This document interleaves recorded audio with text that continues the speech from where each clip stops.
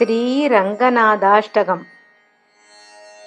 आनन्दरूपे निजबोधरूपे ब्रह्मस्वरूपे श्रुतिमूर्तिरूपे शशाङ्करूपे रमणीयरूपे श्रीरङ्गरूपे रमतां मनो मे। कावेरीतीरे करुणाविलोले मन्दारमूले धृतचारुकेले दैत्यान्तकाले किल लोकलीले श्रीरङ्गलीले रमतां मनो मे।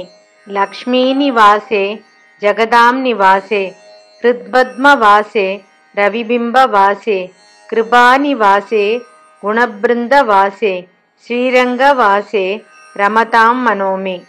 ब्रह्मादिवन्द्ये जगदेकवन्द्ये मुकुन्दवन्द्ये सुरनाथवन्द्ये व्यासादिवन्द्ये सनकादिवन्द्ये श्रीरङ्गवन्द्ये रमतां मनो मे। ब्रह्मादिराजे गरुडादिराजे वैकुण्ठराजे सुरराजराजे त्रैलोक्यराजे किललोकराजे श्रीरङ्गराजे रमतां मनो मे।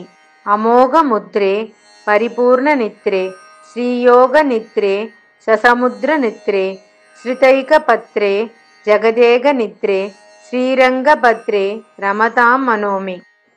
सचित्रसायि भुजगेन्द्रसायि नन्दाङ्गसायि कमलाङ्गसायि क्षीराब्धिसायि वडभद्रसायि श्रीरङ्गसायि रमतां मनो मे। इदं हि रङ्गं व्यजतामिहाङ्गं पुनर्न चाङ्गं यदिशाङ्गमेधि पाणौरदाङ्गं चरणेऽम्बुकाङ्गं याने विहङ्गं शयने भुजङ्गम्।